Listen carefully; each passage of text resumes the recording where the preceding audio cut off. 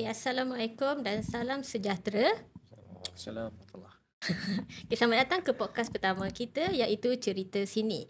Kali ni episod pertama kita iaitu Curhat Online, OSH Coordinator, The Next Chapter.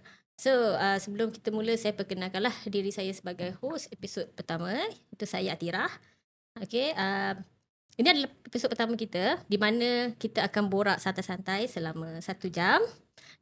Sebelum tu, minta para penonton untuk share, komen dan juga like page kita. Sebab jangan risau, kita daripada podcast ni kita akan share perkara-perkara, banyak perkara lah yang bermanfaat, especially for OSH practitioner. Okay, bukan saja OSH coordinator lah. Okay, baik, tanpa melengahkan masa, kita akan perkenalkan 2 tetamu yang berada di studio bersama kita sekarang. Iaitu yang pertama adalah Encik Rosdin. Assalamualaikum Doktor. Selamat pagi. Selamat datang. Okay, untuk pengetahuan semua, Encik Rosdin merupakan seorang daripada Printosh, sponsor podcast kita pada pagi ini. Dan untuk pengetahuan semua, Printosh adalah training provider. Alhamdulillah tahun ni ke-11 Oh, dah ke-11. Okay, tahun yang ke-11 kita ni. Alhamdulillah. Terima kasih. Okay. Untuk tahu lebih lanjut, boleh pergi ke website Printosh lah, www.printosh.com. Okay. Encik Rosdin juga merupakan seorang OSH practitioner yang telah berpengalaman lebih daripada 30 tahun. Betul? Belum, hampir 30 tahun. Hampir 30 tahun. Okay, maaf. Daripada pelbagai industri. Hampir. Hampir. Nampak muda. Nampak muda. Okey, seterusnya kita beralih kepada Encik Syahir, tetamu kedua kita ada. Assalamualaikum, selamat pagi semua. Waalaikumsalam. Sihat? Alhamdulillah sihat. Okey, untuk pengetahuan penonton, Encik Syahir ni merupakan HR dan juga admin HR dan admin. Betul. Dan juga beliau memegang jawatan sebagai Safety and Health Officer juga. Ya, betul. Itu jawatan daripada Banyak tu, ada 4 jawatan. banyak. Betul lah tu. Kalau boleh pun kanan berat ni. Kiri kanan berat. Okey, beliau merupakan daripada company daripada mana? Japanese Electronic. Ya, Japanese Electronic Company. Company dekat area Selangor lah. Area Selangor. Okey, pengalaman lebih kurang dalam Buat masa ni baru dalam lebih kurang 5 tahun lah. 5 tahun. 5 tahun. Okey, so kita ada boleh kira junior dan juga Yes, senior betul. lah kat dalam studio ni. So kita bolehlah banyak perkara yang boleh belajar lah, sharing session pada hari ni. Okey, untuk sesi podcast ni kita akan bincangkan 3 perkara lah. Kita akan fokus. Yang pertama kita akan intro dan kupas. Di mana yang ni bukannya kita nak cerita pasal OSH coordinator saja. Kita akan juga cerita pasal OSHA, Safety Officer, Triple S. Lepas tu baru kemunculan OSH coordinator tu sendiri. Baru-baru ni lah kita ada ke OSH coordinator dan juga OYK. Yang kedua, keperluan OSH coordinator di industri. Okay. Dan yang ketiga adalah dia punya jurang dan cabaran OSH coordinator tu sendiri di lapangan. So sepanjang podcast ni kita akan go through semua ni dan hopefully OSH coordinator dan juga para penonton di luar sana dapat bekal ataupun info-info tertentu lah, info-info yang penting untuk bawa balik ke tempat kerja masing-masing selepas ini. Okay, sebelum kita pergi lebih lanjut mengenai topik OSH coordinator tu sendiri, kita pergi kepada tetamu yang pertama kita lah. Cerita sikit lah Encik Rosdin kepada para penonton tu, kenapa Printosh? Apa tu Printosh? Okey, saya rasa walaupun dah 11 tahun kewujudan Perintis OSH, nama panjang dia Okey, sampai nak tahu. okey, nama dia Perintis Perintis OSH. Occupational Safety and Health Sdn Bhd. Senja Berhad. So Perintis OSH Sdn Bhd ataupun Printosh lah kita panggil nama komersial tu dah 11 tahun ni. Keaktifan kita tu ataupun keberadaan kita tu belum diketahui dengan ramai lah. Kerana mungkin banyak lambakan training provider ataupun konsultansi di tempat-tempat atau di luar sana. Tapi apa yang membezakan kita, kita cuba buat sedikit pembaharuan dengan nak membezakan kita dengan training provider yang lain, iaitu kita membuat satu nilai tambah yang dipanggil after sale service. Maksudnya semua peserta kita yang pernah engage dengan kita akan adakan sesi after sale service. Maksudnya kita berterusan kalau you ada masalah, bukan setakat online telefon tanya masalah apa, bukan. Kalau you minta pendapat documentation contohnya. Kita tak ada nak buat yang baru kan, nak buat inspection untuk workplace contohnya, tak ada format ke apa kan. Kita boleh bagi. Kalau dia ada minta kita review pun kita boleh review kan, kita tengok. Itu semua FOC sebagai kita ni alumni lah. Kita cuba bawakan benda tu. Dan daripada yang sama dalam mengikut perkembangan trending terkini tu, utamanya AI infused ataupun AI driven, AI powered OSH management di tempat kerja tu, memang kita agak aktif lah untuk memberi kesedaran kepada mereka semua bahawa AI ni datang untuk kita lebih mudah. Kalau dulu macam zaman saya ingat lagi tahun awal 2000 kita terpaksa manually buat documentation, nak buat rujukan pun agak susah sikit. Tapi dengan sekarang ni sekejap saja kita boleh buat dokumen. Semua keluar Jadi macam senangnya jadi safety sekarang ni kan contohnya. Tapi semua ujung jari. Semua ujung jari. Tapi tanggungjawab makin besar lah. Cumanya tanggungjawab tu shifted daripada document preparation dan sebagainya kepada human management. Dia dah situ bila majikan dah mula sedar bahawa documentation ni dah jadi sesuatu yang agak mudah. So dia shifted kepada human management. Macam mana kita interact dengan manusia, macam nak menjadikan dokumen kita yang tadi tu, kata hebat sangat tadi tu kan, jadi satu benda yang lebih praktikal. Macam itu. So itulah yang perintis OSH atau perintis cuba bawa dan memberi kesedaran kepada orang di luar sana. Kalau ada peluang untuk berinteract dengan perintos tu, datang dan kita table lah. Kita lebih kepada coaching lah, lebih bukan trainer apa dan sebagainya. Sebab all sort of setting daripada setup department zero, jadikan ISO 3 dulu, ISO 9,000, 14,000 dan 40,000 dulu lama punya dah. Itu semua kita boleh buat dan kita boleh bantu macam mana nak buat. Sebab soalan dia sekarang ni bukan macam mana nak dapat certification tu lah. Bagaimana nak maintain certification tu dan menjadikan dia lebih efektif untuk membantu organisasi. Macam itulah. Panjang pula cerita saya. Tak apa. Menarik ke situ sebab kalau kita tengok Perintis OSH ni berdasarkan apa yang Cik Rosli kongsikan ni, dia bukanlah sekadar training sahaja. Sebenarnya dia lebih kepada dia bantu juga macam peserta-peserta untuk kalau ada apa-apa masalah ke boleh datang konsult ke dan sebagainya. Student contohnya pun kan, ada sekarang dah mula ada universiti, ada subjek ataupun elektif bahagian OSHA ni apa semua kan, dia datang macam mana saya punya ni, macam mana saya punya papers assignment berkenaan dengan OSHA itu lagi. Dan alhamdulillah belum ada yang B lah walaupun tak ada A+, tapi belum ada yang B. Ada satu tu real life tu, dia datang dia buat high rank menggunakan yang baru punya format apa semua tu kan, dapat A+ pula kan. Dia student dia bukan dia, dan tak ada charge pun. Saya tak minta kopi pun, biasa saya minta lah kan karamel macchiato ke apa, minta dia FOC dia dan dia dapat A+. Alhamdulillah, satu benda yang mungkin orang tak tahu kan, tapi yang tahu je tahu. Tahu. So hari ni ramailah yang akan tahu, insya-Allah akan datang. Okey, terima kasih Cik Rosli, panjang lebar perkongsian. Okey, kita move kepada kita punya tetamu yang kedua, Encik Syahir. Berdasarkan apa pengenalan yang saya kongsikan tadilah pada penonton kan, di mana Encik Syahir memegang 2 jawatan. Boleh Encik Syahir cerita sikitlah mengenai job scope kat tempat kerja tu, bagaimana pengalaman daripada HR ke safety, dan sekarang safety tu mungkin saya tak tahulah dia kerja yang hakiki ke tidak ke, masa satu yang hakiki ke. Mungkin boleh kongsikan kepada penonton. Okey, kalau nak diceritakan berkenaan dengan pengalaman saya ni, saya bermula sekali pengetahuan doktor dengan Cik Rosdin. Saya bermula dengan dispatch. Saya bermula dengan dispatch. Macam Nabil pun. Saya bermula dengan dispatch, ada sebuah company di Nilai, di area Nilai. So sebab waktu saya lepas grad dulu, saya nak masuk dalam link ke HR. Saya grad under degree human resource, pengurusan sumber manusia. So bila saya nak masuk ke HR tu, kebanyakannya company perlukan experience tambahan sebagainya. Mana-mana tempat kerja sekarang saja, betul bukan sekat degree saja. So bila macam tu, saya take opportunity macam at least saya dapat masuk dulu dekat dalam mana-mana company. So walaupun tu adalah dispatch, saya masuk je lah. Saya terima je lah sebagai dispatch. So saya berkhidmat sebagai dispatch selama 3 bulan. Kemudian alhamdulillah lah rezeki, saya ditawarkan kenaikan pangkat waktu tu. Di company yang sama sebagai HR officer. Okay. So baru sebulan saya buat HR officer, kebetulan company itu melantik seorang SHO dan saya pula ditugaskan untuk membantu SHO tersebut. So daripada situ bermulanya saya belajar tentang HR dan juga tentang safety. Macam serentak je. Macam nak kata rezeki lah kot saya rasa kan.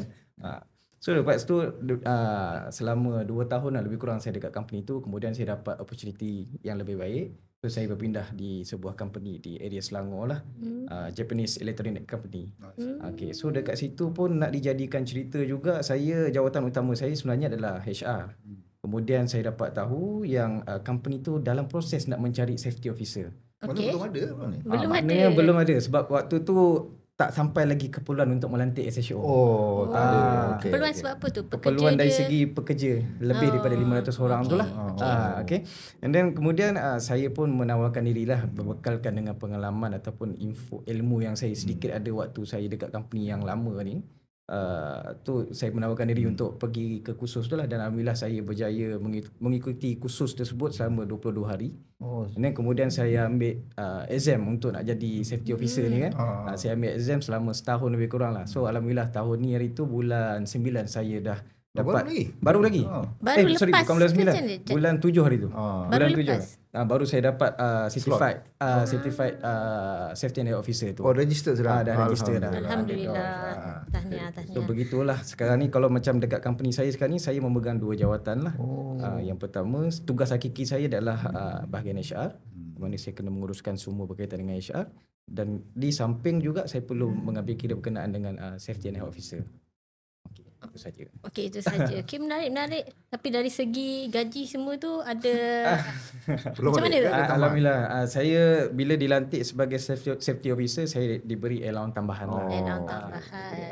Okey, berdasarkan apa yang Encik Syahir kongsikan tadi, dia sangat menarik lah, di mana peranan dia lebih kurang macam OSH coordinator. Ya, betul. Kalau kita tengok OSH coordinator, untuk pengetahuan tuan-tuan perempuan, dia adalah satu perkara yang baru dalam OSHA 1994, pindaan 2022, di mana dia adalah the appointed person. So OSH coordinator tu sendiri hakikatnya dia bukanlah satu jawatan kat tempat kerja yang memang tu kerja hakiki dia, tapi dia adalah yang kita kena appoint. So sama konsep dia macam situasi Encik Syahir. So eloklah, sesuai lah dengan kita punya tajuk pada hari ni. Okay, tanpa lengahkan masa, kita move lah kepada topik kita yang ataupun fokus yang pertama. Sabar Sabar. Nanti kita akan pergi ke section tu. Untuk penonton, kalau ada soalan boleh type soalan kat situ lah, kita akan baca selepas ini, sebab kita minta tamu tak sabar nak jawab ni. Okey, yang pertama adalah kita pergi kepada intro dan kupas. Okey, seperti kita dah bincang tadi, OSI ini dia bukan lahir begitu saja. Kita start dengan apa dulu? Dia bukan, OSI ni dia bukan tiba-tiba ada. Okey, kita start dengan apa? SHO. Kita ada SHO, Triple S. Rasanya Triple S dulu Triple S daripada Okay, kita ada SHO, Triple S, lepas tu OYK, dan kemudian kita kemudian munculnya OSH coordinator tu. Okay, OSH coordinator tu muncul untuk kita nak tahu sedikit lah, para penonton pun nak tahu kan kemunculan OSH coordinator ni. Bagaimana OSH coordinator ni mula wujud dari perspektif industri, Encik Roslin? So, apa faktor utama yang menyebabkan peranan ni muncul sekarang? Okay, secara teknikalnya lah, saya rasa kita tinggalkan benda tu kepada orang yang sepatutnya lah. Tapi segi pendapat industri players tu sendiri, kita bayangkan kita punya OSH Act tu sendiri sudah berumur lebih daripada 30 tahun. Tetapi pemahaman ataupun asas lah, basic kesedaran di industri tu berkenaan dengan safety tu masih lagi belum disampai level yang memuaskan lah. Kita bukan nak pinpoint siapa-siapa lah.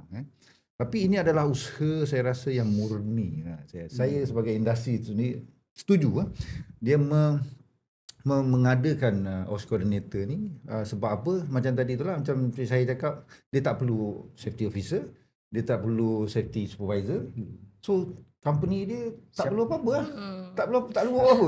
Jadi siapa yang bertanggungjawab sebenarnya kan? Siapa yang berperanan?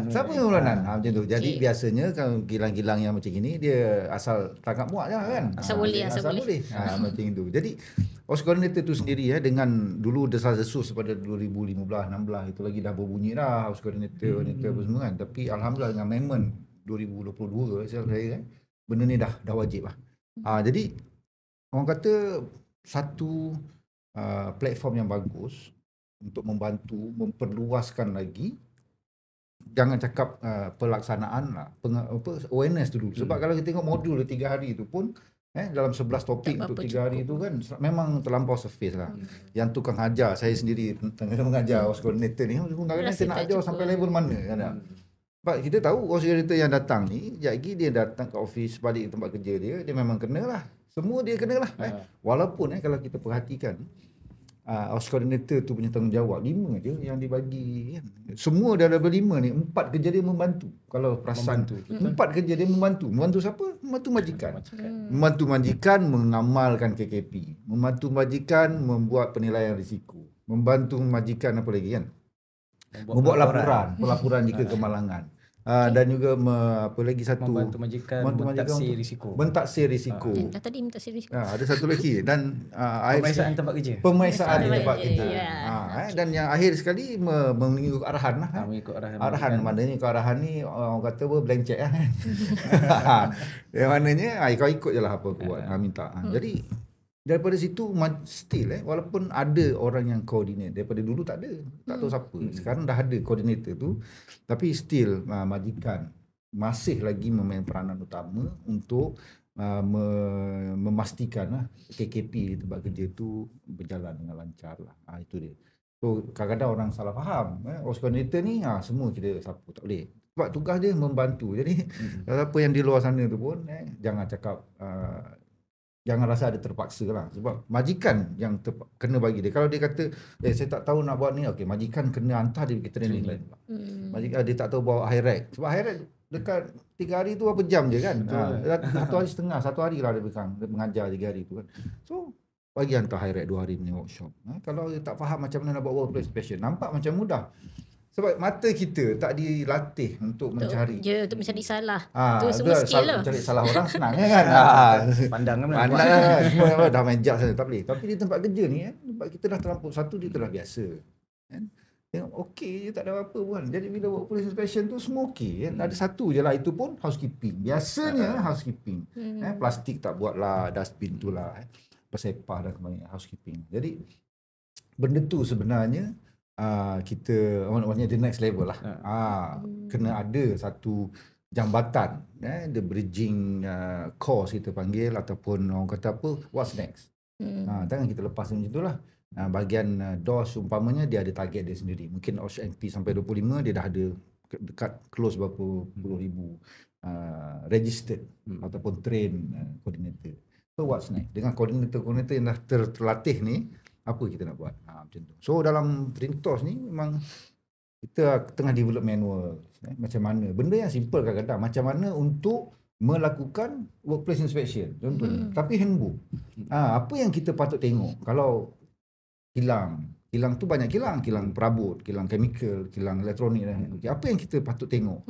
Dan kenapa dia betul dan kenapa tak betul. Untuk kita tahu dia tak betul, kita kena tahu bila dia betul. Macam tu. Faham, sebab lain kilang ke lain tempat dia ada hazard utama yang lain yang mana kita perlu fokus. So menarik sebab di mana yang apa yang Cik Ros kongsikan tadi, saya boleh ulaskanlah. Sebenarnya majikan tak bolehlah campak terus kerja tu dekat OS coordinator sebab kita panggil sebagai falsafah OSHA 1994 tu sendiri adalah self-regulation kan. Self-regulation ada tanggungjawab bersama lah. Dia bukannya majikan terus campak ke OS coordinator. So kat sini kita nampak lah sometimes orang salah ertikan OS coordinator tu punya peranan sendiri. Ambil mudah. Kadang dia faham je. Dan lagi satu kesiannya ke OS coordinator ni, bila dah pergi training, what's next tu dia tak tahu apa benda yang kena buat. Contohnya tiba-tiba campak accident kan, nak kena buat report, accident report dalam modul. Agak-agak ada kan pasal mungkin accident tak semua report. lah. Dalam modul tu sendiri tak cerita benda tu dengan lebih detail. So dia perlu, OS coordinator ni sebenarnya dia perlukan guide. Dan bila OS coordinator perlukan guide tu, majikan kat luar tu harap faham lah dan boleh support lah OS coordinator ni sendiri. Betul. Macam triple S tu sendirilah kan. Untuk sebelum wujudnya atau OS coordinator ni, ada kebanyakan industri tu dia macam mengambil kesempatan menggunakan Triple S punya qualification ni untuk jadikan satu keperluan kalau you nak masuk ke industri selain daripada pembinaan. Sebab kita tak ada guideline Itulah yang berlaku. Itu yang berlaku. Jadi saya ada satu kisah benar lah di mana ni macam kisah benar ni kisah siapa? Kisah bukan klien kita okay. Macam kita berjaya, dia kena NC dengan dia punya klien. Asas-alasan dia tak ada Triple S yang registered yang qualified Triple S. Tapi bila kita tengok dia punya scope, dia tidak termaktub dalam pembinaan pun kan. Jadi dia tak perlu ada lah, tak perlu ada Triple S tu. Tapi bila kita, tetapi orang yang menguruskan safety di sana adalah orang yang diploma dalam safety. Diploma in OSH, which is level dia ada lebih tinggi daripada apa yang Triple S punya qualification. Jadi apabila kita berargue dekat situ, kita bagi point apa benda semua, dan actually apa yang kita provide is orang yang education dia lebih tinggi, experience dia lebih banyak, dan juga dari segi awareness dia terhadap safety tu lebih tinggi. Dan benda tu back and forth biasalah, pumpang-pumpang, dan finally apabila kontrak baru di renew, qualification tadi instead of Triple S ditukar. Mana keperluan Triple S tu dah tak ada, ditukar kepada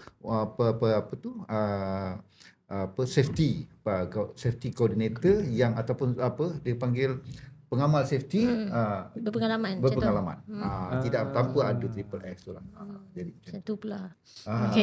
So industri dia tend to manipulate. Dia macam manipulate. Dia macam sebab tak ada. Ataupun dia tak pun sendiri tak jelas apa dia yang betul. Dia SSO terlampau tinggi. So apa lagi yang ada yang rendah sikit. Triple S. Untuk dibayar lebih ni lah. Biasa back to commercial lah kan. Macam tu lah. Okay. Seperti yang kita maklum lah, sebenarnya lebih kepada macam safety officer dan Triple S ni, dia adalah, kalau kita tengok dia kira OYK lah yang kompeten. Okay, di mana dia kena renew, dia punya kena hantar report dan sebagainya. Tapi kalau macam OSH coordinator tu, dia train person kan. Bila dia train person ni, 3 hari latihan, lepas tu okay, that's it. Betul tak? Register. So dia akan tukar-ganting lah kat situ macam okay, so what's next macam tu. Saya nak tanyalah pendapat Encik Rosin dalam kehidupan harian OSH coordinator ni lah, agak-agak ataupun biasa dengar lah, apa cabaran terbesar yang biasanya mereka hadap ataupun di luar jangkaan, which is ni boleh jadi sharing lah kepada penonton agar diorang akan dapat lebih lebih alert lah lepas ni. Okay, dan pengalaman tertentu yang benar-benar tunjuk realiti kerja OSH ini berbeza daripada apa yang jangka. Contohnya macam kita belajar tu fundamental tu rasanya senang je kan, macam mudah je. Okay, sebenarnya realiti tu macam mana? Betul. Apa macam doktor cakap kadang-kadang apa yang OSH coordinator perlu, dia sebenarnya 3 hari tu adalah tempat dia buka mata sebenarnya. Dia tengok contoh kalau dia ada 11 topik tu lah kalau kita ambil salah satu yang asas iaitu high rank lah, yang paling antara yang core dia lah. Dia kena tahu, OSH coordinator ni sebenarnya dia kena tahu apa yang dia perlu sebenarnya sebelum dia ready pergi ke sana ni. So 3 hari itu sebenarnya untuk didedahkan kepada benda-benda ni sebenarnya lah, keselamatan machinery contohnya kan. So apa benda yang dia perlu tahu. So dia kena buat TNA lah kalau dekat office kata kan, buat training apa benda lagi sebenarnya yang dia perlukan untuk pergi dalam. Ini kadang-kadang gagal orang OSH coordinator ni sendiri pun dia tak tahu. Bila dia dah balik dia pun apa nak buat aku tak tahu 3 hari dia menyalahkan lebih kepada negatif. Dia rasa beban lah. Dia rasa alamak dah lah terpaksa pergi. Ingatkan training biasa je kan. Biasa kalau training leadership 3 hari 2 hari tu kan macam balik tak ada apa-apa kan. Tu kan 3 bulan isi effectiveness form tu kan. Tapi bila OSH coordinator dia beza sebab balik you kena implement. Kena buat. Contohnya kalau dia kata membantu majikan untuk melaksanakan KKP. So KKP tu sendiri terlampau besar. Kan dia tak tahu nak mula yang mana satu dan sebagainya. Masalahnya nak mula tu. Nak mula kat mana? Contoh. So apa cadangan? Agak-agaknya apa cadangan yang first thing first yang dia boleh buat dekat tempat kerja lepas dia pergi? Cadangan saya duduk buat mesyuarat je dulu. Buat mesyuarat. Buat mesyuarat yang ada 5 orang dan ke atas tu kan. Panggil key personnel duduk. Okey, sekarang dia dah tahu. At least daripada mereka yang 5-6 orang tadi, dia lebih tahu daripada mereka. So dia yang cadangkan, okay, sekarang kita kena buat satu aktiviti. Kita kena buat polisi. Itu semua benda dah diajar dalam tu kan. Yang benda tu Saya rasa antara benda pertama yang dia kena buat lah, panggil management team dia yang tak berapa orang tu, table kan 1, 2, 3, 4, 5. Dia kena ada guideline dulu lah. Betul. Jadi benda ni sebenarnya yang Perintos cuba bangunkan, iaitu manual, OSH coordinator manual ataupun handbook. So bila dia keluar, okay, first thing you kena buat, contohnya saya cakap tadi, buat adakan mesyuarat. Bagaimana untuk adakan mesyuarat? Apakah agenda yang patut ada dalam mesyuarat? Adakah ini adalah orang kata template minute meeting kita? Macam mana nak bincang? Siapa nak mula? Macam itu. So itu adalah manual ataupun handbook yang kita cuba bangunkan. Supaya bila mereka ni keluar saja, dia dah buka, okey, ini isi borang. Lebih pada isi tempat kosong. Bagi the ball rolling. Jadi tak adalah dia start. Bila you dah lebih sebulan, 2 bulan balik daripada OSH coordinator ni, you akan lupa lah. Kalau tak praktis kan dia akan lupa lah. Sebenarnya lebih senang cerita, dia kena tahulah kat mana yang wajib dilakukan dulu, compulsory, mandatory untuk company, dan mana yang is only a guideline. Sometimes benda tu tak penting pun, tapi kita belajar benda tu. Contohnya ergonomik. Mungkin ergonomic assessment tu kita boleh kemudian kita dulukan apa yang patut kita dulukan lah. So kat situ OSH coordinator kena tahu banyak mengenai benda-benda gitu. Sorry doktor, kalau nak dengar pasal SOHELP lah. SOHELP, okay. SOHELP kan. Okay. Dia ada checklist tau SOHELP. Okay. So utilisekan benda tu pun adalah satu cadangan saya juga. Kalau dah terlampau tak ada sangat. Dah terlampau tahu tak ada nak mula daripada mana. So pergi website, you cari SOHELP, you type SOHELP, itu dia ada checklist dia, dan ikut je checklist tu. Kickstart dia kat situ. Kickstart dia situ. Dia cuma bagi tahu dia ada checklist, ada polisi tak ada. Dia tak cerita macam mana nak bangun polisi. Cuma itu cerita lain lah kan. Checklist dia lah. Ada checklist. So you kena ada ni, kena dia sampai 5 level kan untuk SOHELP. SOHELP tu pun bagus juga. Ataupun checklist untuk audit tempat kerja ke cuma, kan. SOHELP ni dia fokus pada 3 perkara lah. Kalau you tahu dia chemical, noise dan juga ergo. Sebab ni dibangunkan oleh section hygiene dia orang kan. Tapi untuk skala yang lebih meluas, kita ada SOLVE for SME. Kalau siapa dah dengar SOLVE, SOLVE for untuk SME. SOLVE for SME. SOLVE for SME. SOLVE tu stand, saya pun tak ingat dia punya nama panjang dia, SOLVE. Maknanya level up lah. Dia untuk level upkan kita punya safety di tempat kerja. SOLVE. Nanti kalau ada saya tulis kita tulis dekat bawah tu lah kat komen. Okey boleh. Itu pun ada checklist dia juga. So again 5 level. Cuma mungkin pada mereka yang baru agak overwhelm lah benda tu. Tapi kalau refer kepada checklist tu pun insya-Allah dia mudahkan lah, sebab kita dah tahu apa benda yang dia nak buat. Macam mana nak buat tu different story lah. Okay. Next kita teruskan kepada kita punya fokus yang kedua, iaitu keperluan OSH coordinator tu sendiri. Kita balik kepada Cik Syahir. Boleh ceritakan sikit pengalaman Encik dalam industri, apa manfaat OSH coordinator ni? Manfaat OSH coordinator ni kepada organisasi, dan macam mana nak mudahkan kerja harian dan kuatkan culture. Sebab bila cakap pasal safety ni, kita relatekan balik dengan culture. Sebab kita tak boleh, bukan mudahlah nak tackle safety ni kat tempat kerja kalau culture tu tak strong. Boleh. Maksudnya manfaat dengan pelantikan OSH coordinator ni kepada industri lah kan. Okay. So bagi pendapat saya lah, dengan adanya akta tu dia peruntukkan bahagian OSH coordinator ni, manfaat yang pertama sekali adalah kepada industri tu sendiri, iaitu yang mana dia boleh mematuhi undang-undang lah, boleh mengelakkan daripada dikenakan penalti. Yang mana yang saya ingat saya lah, yang kalau pelantikan OSHI ni, kalau dia tak ada buat pelantikan, kalau dia sekiranya dia perlu untuk melantik OSHI tapi dia tak lantik, dan kesalahan dia sebanyak RM50,000 ataupun penjara 6 bulan atau kedua-duanya sekali. So manfaat pertama tu kena zoom sikit, kena tulis sikit lah. Okay. Dia sebab bila adanya OSHI ni, mana kata bila company tu buat ikut apa yang diperuntukkan oleh undang-undang, dan secara tak langsung manfaat yang pertama adalah dia terselamat daripada dikenakan tindakan undang-undang lah.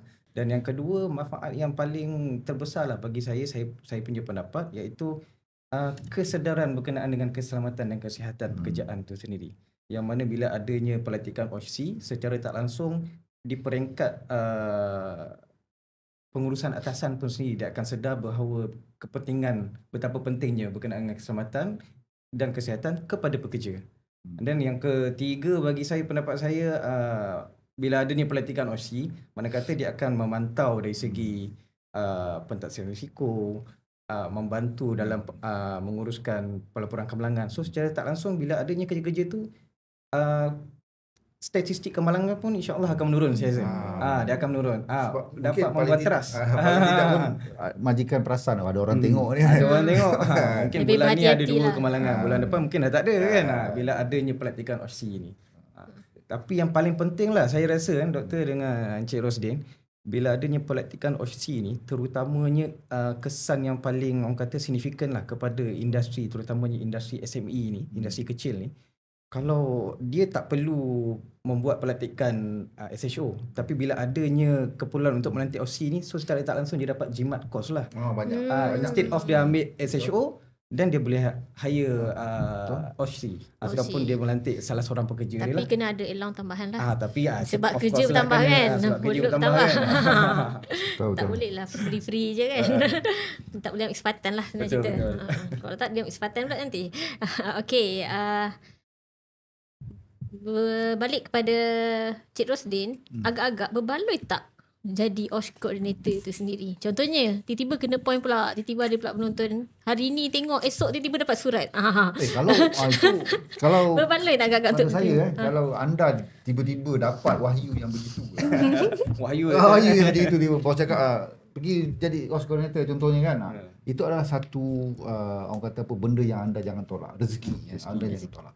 Bukan nak cakap selain daripada benda tu membuka minda kita, sebab safety ni selalu disalah erti dekat dalam kilang saja sebenarnya tapi dalam skop yang lebih luas lepas buka mata sebelum kita tidur sekalipun kita kena pastikan tempat tidur kita tu selamat. Betul kan? Betul. Kan tak jatuh katil ke aircon terlalu sejuk ke itu semua adalah risk assessment yang berlaku tanpa kita sedar kan. Itu adalah safety sebenarnya. Jadi apabila pengetahuan berkenaan safety tu ada, didedahkan lagi dengan lebih sistematik lah orang kata dekat OSH coordinator ni, ambil peluang tu dan barulah kita akan dapat orang kata apa, macam ini rupanya, macam ini rupanya. So ambil. Harian tu dah ada, cuma kita tak sedar benda tu. Betul. Jadi dengan ada systematically risk assessment dan risk control tu, dengan kita tahu lagi hierarchy of control dan sebagainya, baru kita patutnya buat macam ni, patutnya macam tu macam tu. So dia lebih cerita forget about orang kat luar, kita dan family kita dulu macam ni kan kita jaga. Pada saya itulah. Jadi kalau siapa dapat wahyu pergi je terus kan. Ambil je lah. Ambil terus. Sebab at the end of the day sebenarnya benda ni untuk tanggungjawab semua. Cuma kita akan lebih memanglah kita bantu majikan tapi sebenarnya kita bantu diri kita dulu sebelum kita bantu majikan.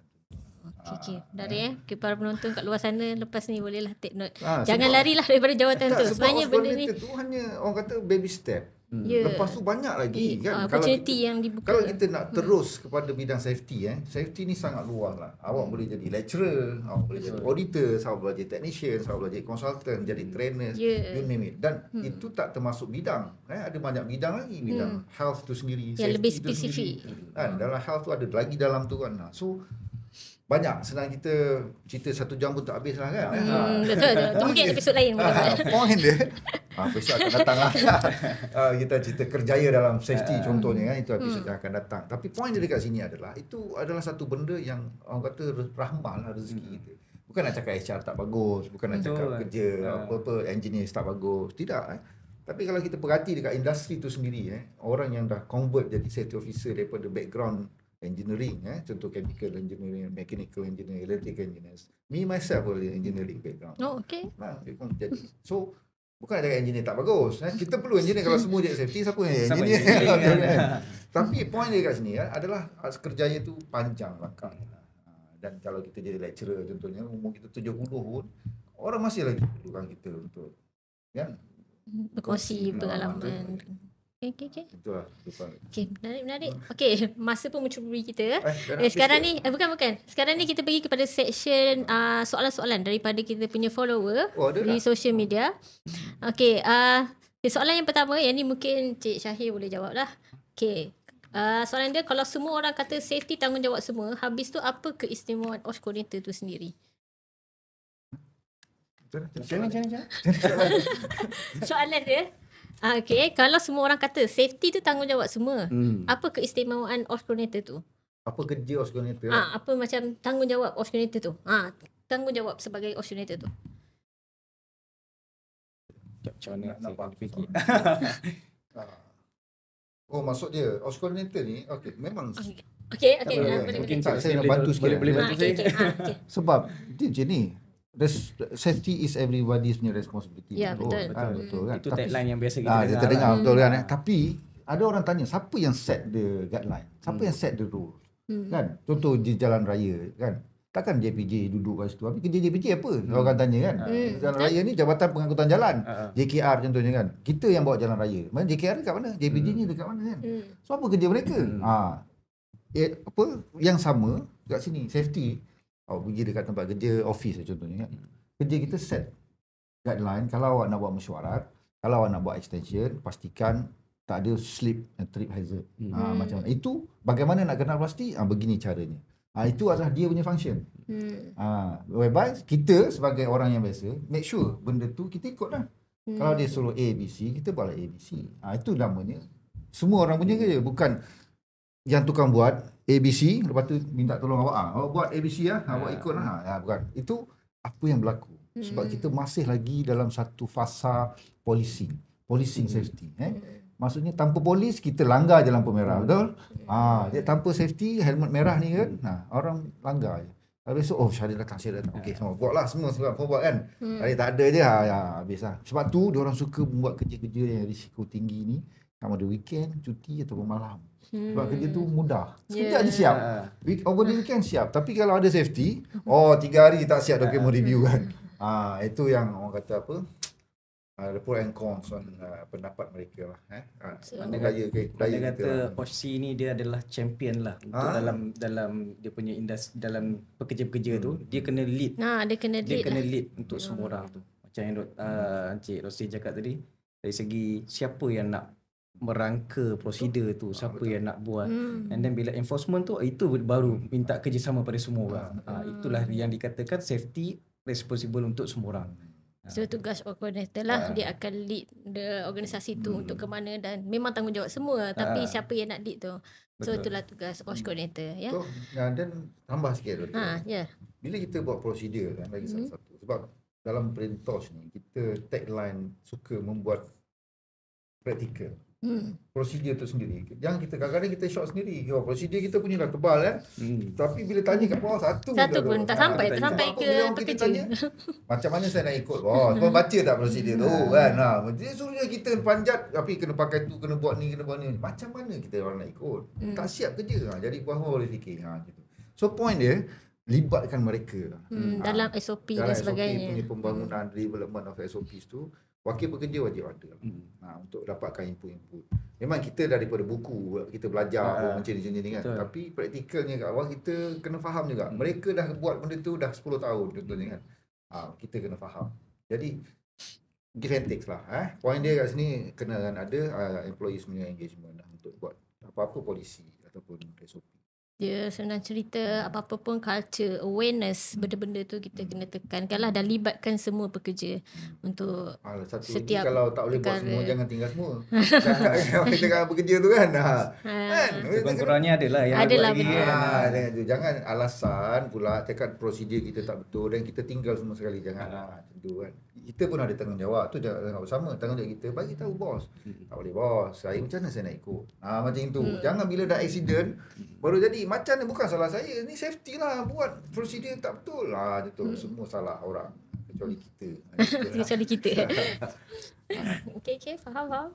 Okey, sekarang kita pergi kepada tip kita yang ketiga, iaitu gaps dan juga pelaksanaan. Okey, di sini kita nak dengarlah pengalaman sebenar OSH coordinator ataupun safety officer kita lah di studio ni, cabaran yang mereka hadapi di lapangan dan macam mana mereka selesaikan masalah.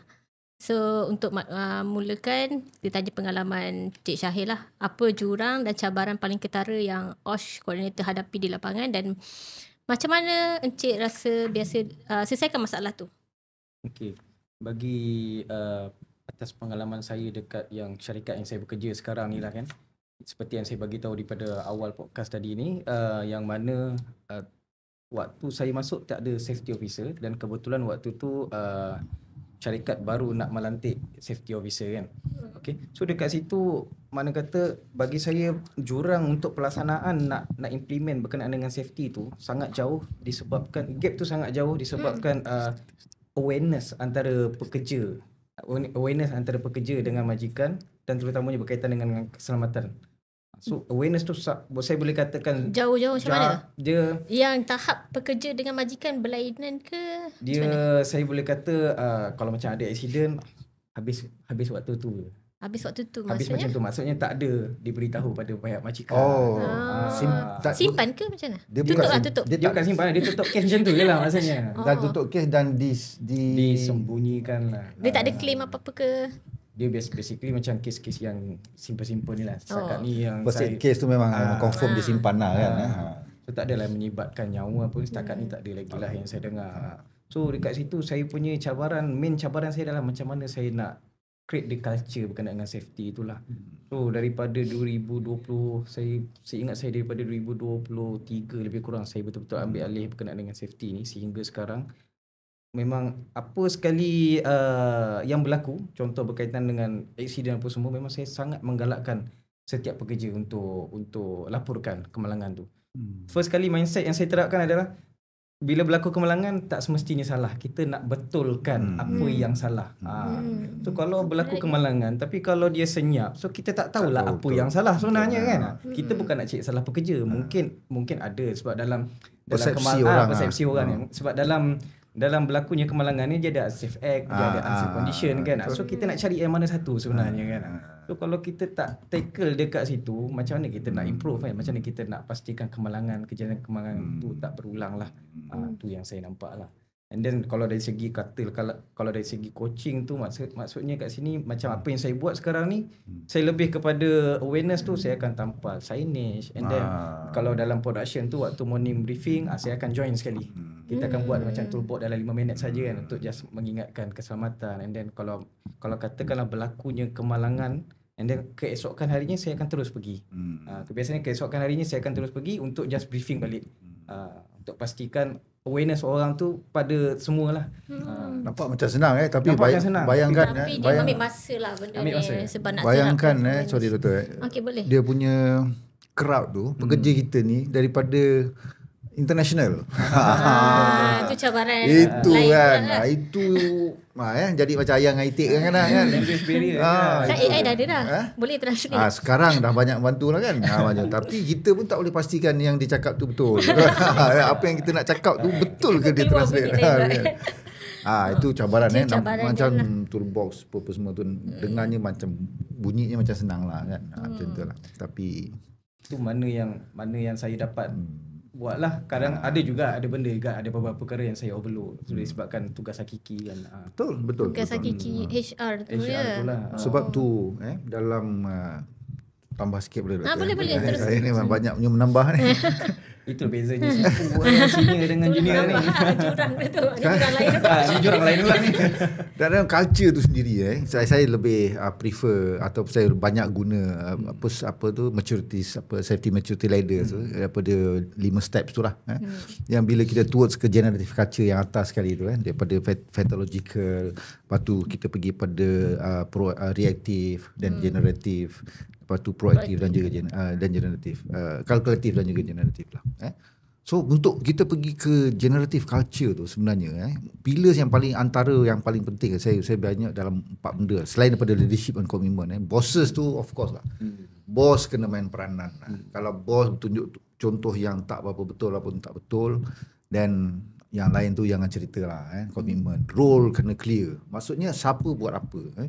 Contohnya top management buat apa, set the policy, then middle management buat apa, then frontline leaders buat apa. Macam tu tau. So benda ni penting, kita kena set lah. Sebab kadang-kadang tu yang jadinya bila aku semua nak buat benda ni saya nak kena buat, habis safety buat apa? Itu timbulnya benda tu. Dia tak tahu yang safety set the rules supaya benda ni jangan ada. Tugas kita sebagai frontline leaders, make sure anak buah kita tak buat ikut benda tu. Macam itu tau.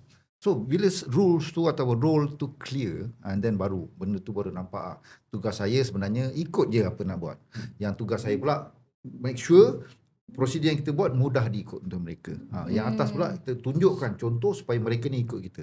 Macam tu. So benda tu penting dalam risk management ERM pun dia tekankan 3 line models punya benda-benda yang beginilah. 3 line model. Apa tu? So Cerita sikit. itu dia episod yang akan datang lah. Tapi konsep dia dekat sini adalah siapa itu first line, apa itu second line, apa itu.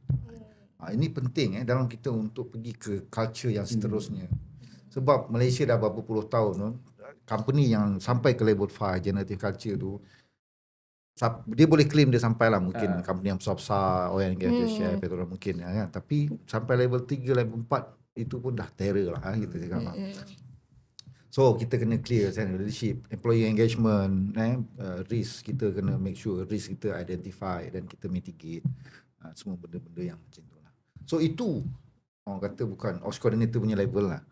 Tapi dia kena tahu majikan kena bantu mereka ni supaya capai tahap arah tersebut. Jangan cakap itu kerja kau dah hantar training 3 hari kan. Okey, settle. Tak pandai kau lah. Tak boleh. Itu persepsi yang salah. Sebab nanti apa-apa kalau DOS masuk ke bagi ni OPS coordinator semua point semua di mana konsep tu tak berapa nak betul lah. Kurang tepat. Kurang tepat.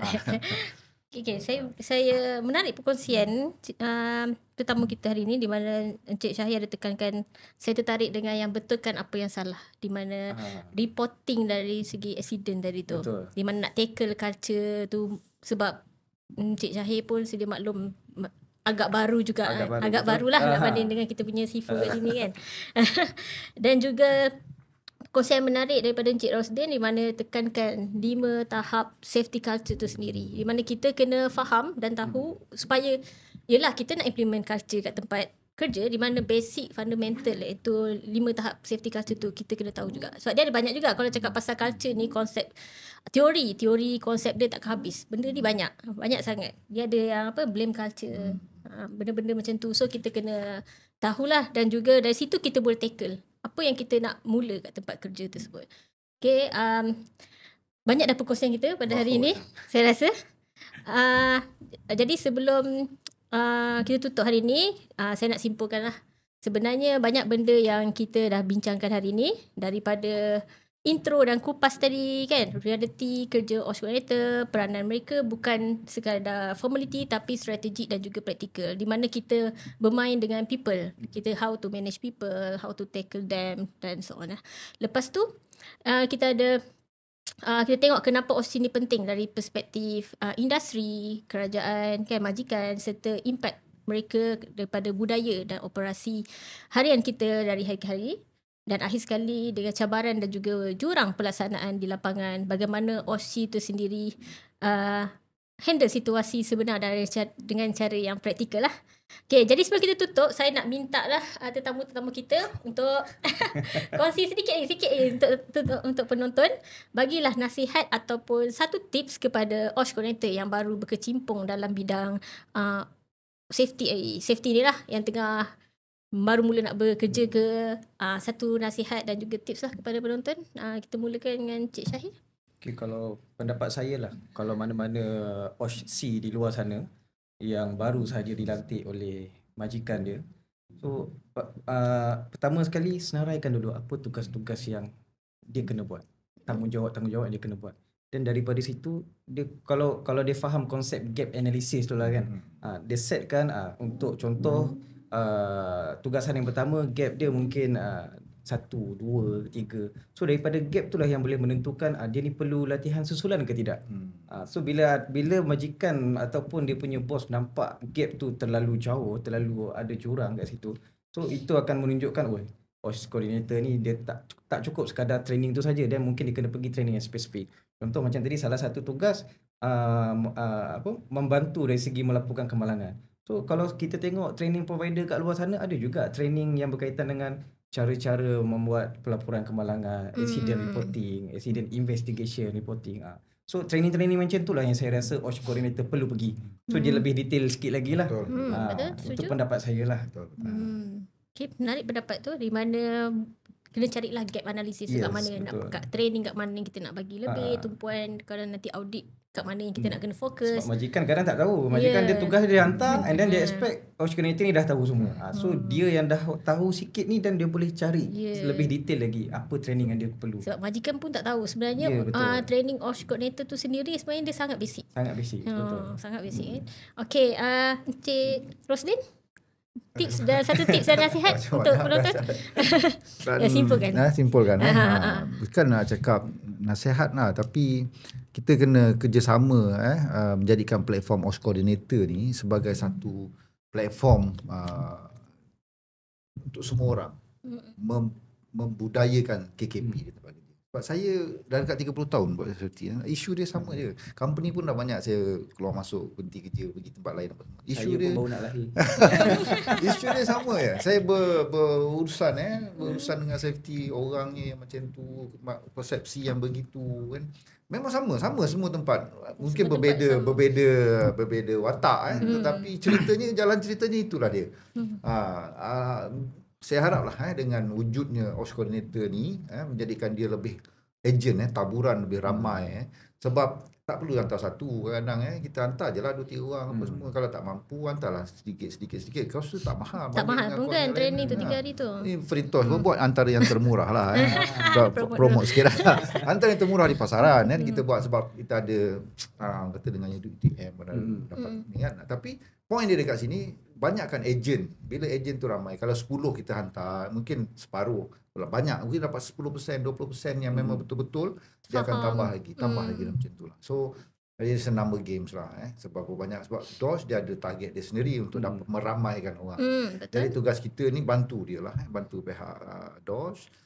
Dia memudahkan kerja mereka. Sebab kita faham. Sebab dia pun tak berapa ramai orang kan. Dan takkan dia nak pantau berapa ribu industri dekat Malaysia ni kan. Ya, betul. Banyak saya tak rasa dia. Sekarang pun makin banyak kan industri. Tak boleh.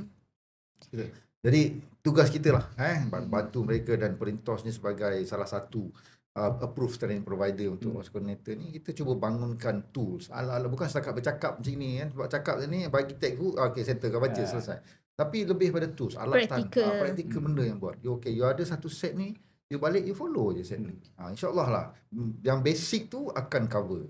Yang lain-lain tu kena usaha lebih lah. Macam tu lah tu. Okey, menarik Encik Roslin tips dan di mana kalau kita nampak lah otak kita ni dia lebih kepada safety culture, awareness pelbagai layer tu kat tempat kerja tu. Yang tu yang kena grab lah.